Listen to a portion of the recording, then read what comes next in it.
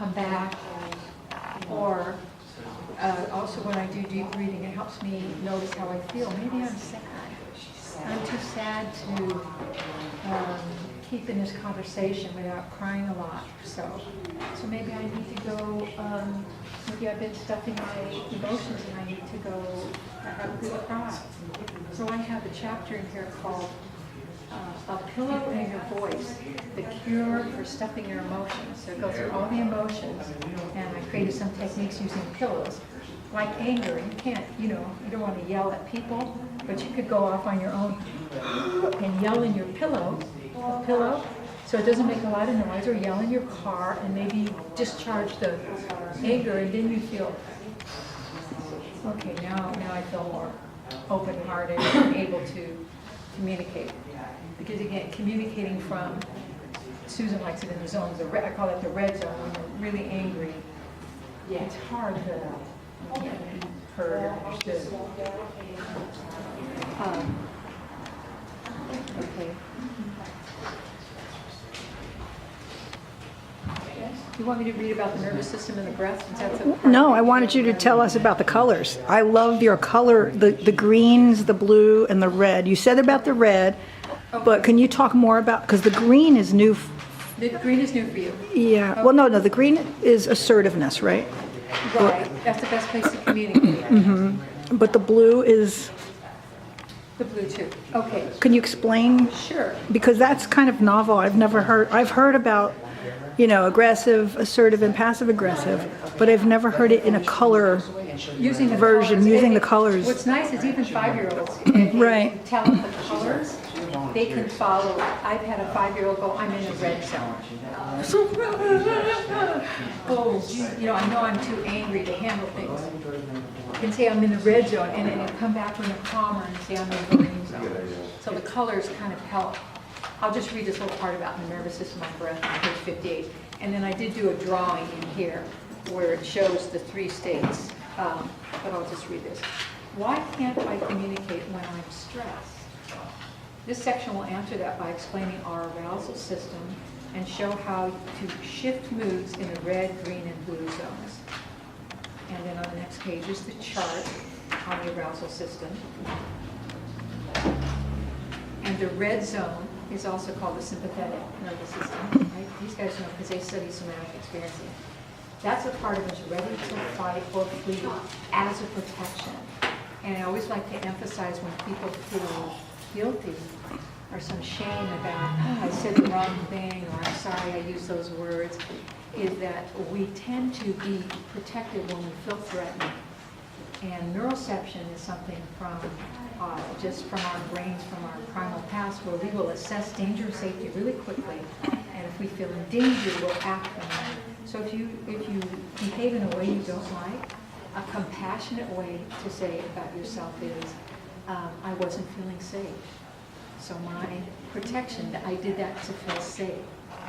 But that brings compassion. So, I did that then, I didn't feel safe. How can I go make myself feel safer? Well, right now I need to take a break, or take a bath, or take a walk, or talk to a friend. So when I'm feeling safer, I have more room for the give and take, like risking talking to someone I feel too shy to talk to, or asking my boss for a raise, or I have to feel safe to take that risk. Because when we communicate, especially on a feeling level, we feel vulnerable. You kind of feel safe and strong enough in yourself and centered in order to risk reaching out. The green zone? Okay, so the green zone is called the SES, or the social engagement system. That's the part of us that can engage in a calm way. That's the green zone. So we always want to how do I get to that green zone? So if you're like these folks, they're working with people in trauma, you're going to help them get, there's something called the trauma vortex, where you're kind of lost in it. You're going to help them get to what we call the healing vortex. I'm doing it like a tornado because it's kind of like that. So they need to get into that healing vortex, and there's always resources, like some kind of support, either outside support, from them, from the therapist, from the people they care about and love, or inner resources, meaning they've gotten the body in a space where they feel safe enough that they can reach from. So the social engagement system, the green zone, healing vortex, that's a part of us, that's where we want to communicate. So you want to get ready before you do that interview. You know, how do I get myself in that green zone where my heart is open, how about my head is clear, I can communicate clearly what I want, I can be too defensive on listening. And then the blue zone is the parasympathetic. And that's the part of us that can, when we're happy, we can rest and relax and digest our foods. That's a normal function. They all have normal functions, but under stress, that's when we can freeze or space out if we need that as a protection.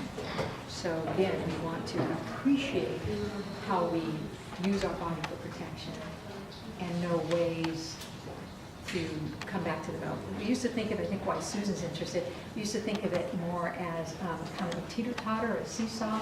You're either in the sympathetic, fight and flight, or you're over here in the parasympathetic. And it's really not a seesaw. You always, when you're communicating, you will try to be friendly first.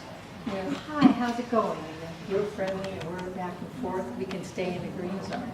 So then if it doesn't work, if you're, I don't know, these days, you know, people on very different political, there's this political group over here and this political group, and they're so extreme that coming to the middle is really hard, so people are usually triggered. So we say something and we're on opposite political end of something, let's say. So I can get defensive, so I'm going to go to my red zone right away. Uh-oh, now we're on the opposite sides. And now we have our own group behind us that believes the way we do. How do we communicate? Oh, I'd like to share something I just heard last night. I heard Michelle Obama, who just wrote a book. It's on page 150, but I'll share it with you. So if you're willing to do it, and you feel safe enough in here, the first thing you do, the goal of this is to show you how our bodies affect how we reach out, and a technique to help with that. Okay, so if you're comfortable enough in here, close your eyes, go into your own space, and don't forget about any other people out here, no one else is talking. Just go into your own internal space. And think about as someone who loves you. Take a few breaths. Again, it could be a beloved child, spouse, sibling, partner, parent. It could be an animal. It doesn't matter. See if you can breathe and fill your heart with that sense of that person loves me. And now, you don't have to open your eyes. Reach your arms towards that person, animal, and see what that feels like in your body as you reach with your arms. Just kind of lift your arms, reach and keep breathing. Feeling that love, is there a smile? Just don't make it happen. Just see what your body does. I need to know the voice of computer. Which one are you on? Computer. Enjoy that for a moment. Very nice. Come back down.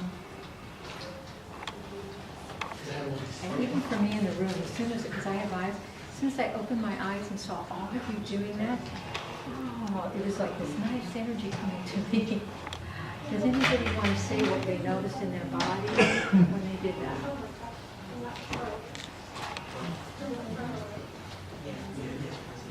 Just easier to focus. Easier to connect with focus. And you had this nice smile on your mouth. When you were doing this. Anyone else have a reaction? I was tense on this hand because I was holding the camera, but I was joyful because it was my daughter, and she giggled. Like I was like hugging her, and we tease each other, and you know, we're always laughing and stuff. So I felt really good here and tense here. But I think that's pretty. That's nice. That's pretty normal because this is heavy. That's nice. But everybody had something, everyone did it in a different way.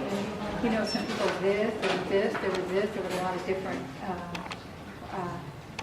So when you're dealing with somebody difficult and you feel defensive, it usually gets into us or we don't